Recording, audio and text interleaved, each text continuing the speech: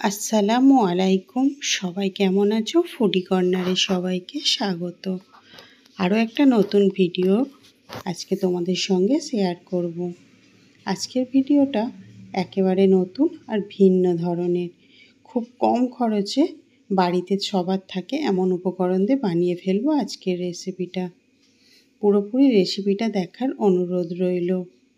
আর তোমরা ভিডিওটা কিন্তু কোনো রকম স্কিপ না করেই পুরো ভিডিওটা দেখতে থাকবে। চলে যাব মূল ভিডিওতে।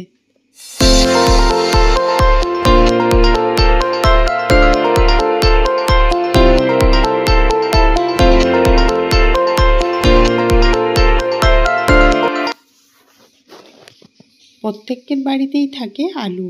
আমি এখানে মাত্র 2টো আলু নিয়েছি, আর আলুগুলোকে আমি আগে থেকে সিদ্ধ করে নিয়েছি। আর আলুগুলোকে ঠান্ডা করে নিয়ে ছাড়িয়ে নিতে হবে। আস্তে আস্তে কিন্তু ছাড়িয়ে নিতে হবে, কোনো রকমভাবে আলুটা না ভেঙে যায়। আর আলুগুলোকে আমি হাত দিয়ে ম্যাশ করব না, আলুগুলোকে আমি এরকম একটা গ্রেটারের সাহায্যে সুন্দরভাবে গ্রেট করে নেব, যাতে আলুটার ভিতরে কোনো দানা দানা ভাব না থাকে। খুব সহজেই এই কাজটা যে কেউ করতে পারবে। বাড়িতে প্রত্যেকের বাড়িতেই কিন্তু আলু থাকে, তাই বাইরে থেকে কোনো চিপস না কিনে বাড়িতেই যদি ভালোভাবে বাচ্চাদের এইভাবে বানিয়ে দেওয়া যায়, তাহলে কিন্তু সবাই আনন্দ পাবে। আর এটা সস দিয়ে খেতেও কিন্তু বেশ ভালো লাগে। আলুগুলো সুন্দরভাবে ম্যাশ হয়ে গেছে, দেখো হাতে দিলেই কিন্তু বোঝা যাচ্ছে। এবারে একে একে দিয়ে দেবো মশলাগুলো। দিয়ে দিলাম পরিমাণ মতো লবণ, আর দিয়ে দেবো পরিমাণ মতো দিয়ে দিলাম গোলমরিচ। গোলমরিচ কিন্তু এখানে অবশ্যই দিতে লাগবে, খুব বেশি মশলা লাগবে না, দুটো একটা মশলা দিলেই কিন্তু পুরো রেসিপিটি বানানো হয়ে যাবে। হাফ চামচের মতো দিয়ে দিলাম চিলি ফ্লেক্স। আর লাগবে, আমি এখানে চা কাপের হাফ কাপ নিয়ে নিলাম কর্নফ্লাওয়ার। কর্নফ্লাওয়ারটা কিন্তু অবশ্যই দিতে লাগবে, না হলে কিন্তু রেসিপিটা কিছুতেই বানানো সম্ভব নয়। কর্নফ্লাওয়ার দিয়ে আলুটার সঙ্গে খুব সুন্দরভাবে একটা ডোয়ের আকারে মাখিয়ে নিতে হবে। আমি এখানে আরও কিছুটা চিলি ফ্লেক্স দিলাম। এখানে কিন্তু তোমরা ধনেপাতাও অ্যাড করতে পারো, ধনেপাতাটা অপশনাল, দিলে ভালো লাগে খেতে। আমি এখানে হাতের তালুতে কিছুটা পরিমাণে তেল নিয়ে নিলাম, আর প্যাকেটের ভিতরে আমি এরকম হাত দিয়ে তেলটাকে চারিদিকে লাগিয়ে নিলাম। আর এরকমই কিন্তু একটা প্যাকেট লাগবে। এর মধ্যে পুরোপুরি আলুটা আমি দিয়ে দিলাম। আলুটা দিয়ে এবার হাত দিয়ে সুন্দরভাবে একটা শেপ দিয়ে নেব। তো চাইলে কিন্তু রুটি বেলার বেলনি দিয়েও বেলে একটা সুন্দর শেপ দিয়ে নেওয়া যেতে পারে। আর এরকম প্যাকেট কিন্তু অবশ্যই একটা লাগবে।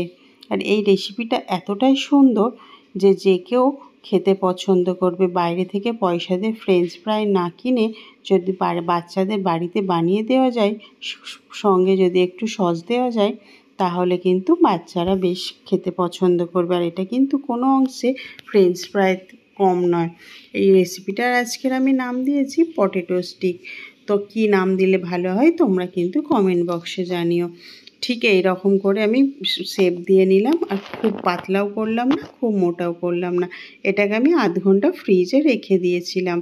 আধ ঘন্টা পর ফ্রিজ থেকে বার করলাম, এটা কিন্তু খুব সুন্দরভাবে সেট হয়ে গেছে আর টাইট হয়ে গেছে।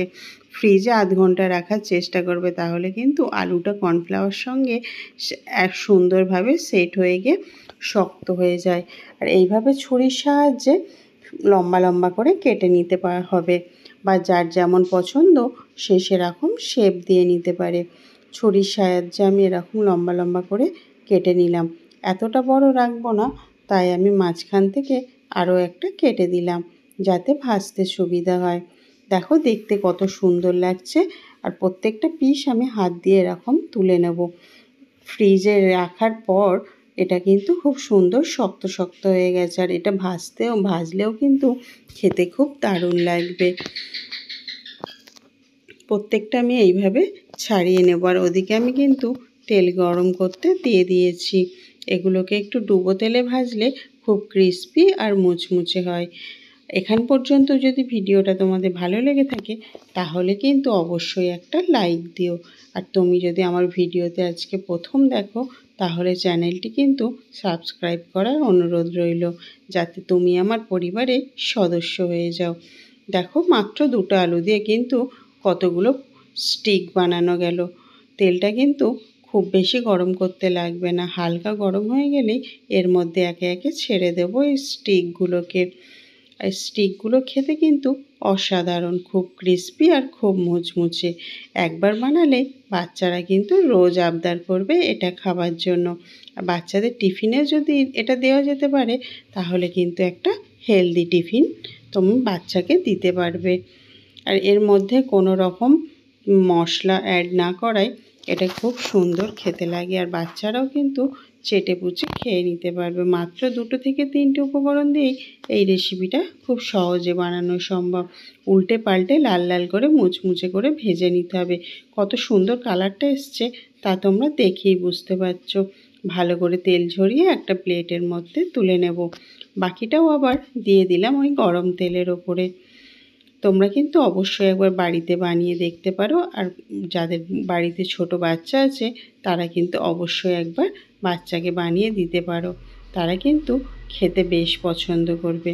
আর বাইরে থেকে প্যাকেটজাত খাবার না দিয়ে যদি বাড়িতে এইভাবে বানিয়ে দেওয়া যায় তাহলে কিন্তু কোনো অংশে কম হবে না, আর সেটা একটা স্বাস্থ্যকর খাবার হবে। লাল লাল করে ভাজা হয়ে গেছে, আমি কিন্তু এবার এটা তেল ঝরিয়ে তুলে নেব। লাল হয়ে আসা পর্যন্তই কিন্তু এটা ভাজতে হবে। একটা প্লেটে আমি সুন্দরভাবে সার্ভ করে নিলাম। আজকের পটেটো স্টিকটা কেমন হয়েছে তোমরা কিন্তু কমেন্ট বক্সে জানাতে ভুলো না। তোমরা যদি কমেন্ট বা লাইক করো তাহলে কিন্তু ভিডিও বানানোর আগ্রহটা আরও বেড়ে যায়। আর আমার পরিবারের বন্ধু হয়ে যাওয়া, পরিবারের সদস্য হয়ে যাওয়ার অনুরোধ রইল। এখানে কিন্তু আমার কারেন্ট চলে গিয়েছিল, তাই একটু প্রবলেম হয়ে গিয়েছিল। আর এটাকে কিন্তু মেয়োনিজ বা টমেটো কেচাপ দিয়ে খেতে বেশ ভালো লাগে। এখানে আমি চিজি গার্লিক মেয়োনিজটা নিলাম আর কিছুটা পরিমাণে নিলাম টমেটো কেচাপ। এই দুটো দিয়ে খেতে কিন্তু এটা বেশ ভালো লাগে। টমেটো কেচাপে ডুবিয়ে এটা এতটাই ক্রিস্পি আর এতটাই মুচমুচে যে যে কেউ এটা খেতে পছন্দ করবে। শুধুমাত্র দুটো আলু দিয়ে যদি এক প্লেট এরকম টিফিন বাচ্চাদের সামনে দেওয়া যায় সন্ধে বা বাচ্চাদের টিফিনে, তাহলে কেমন হয় বলো তো বন্ধুরা। তোমরা কিন্তু বাড়িতে অবশ্যই একবার বানিয়ে দেখো। আর ভিতরটা কত সুন্দর ক্রিস্পি মুচমুচে হয়েছে তা তোমাদের সঙ্গে একটা ভেঙে শেয়ার করলাম। অবশ্যই কিন্তু তোমরা বাড়িতে একবার বানিয়ে দেখো, আর খেতে কেমন হয়েছে আমাকে কিন্তু কমেন্ট বক্সে জানিও। আল্লাহ হাফেজ।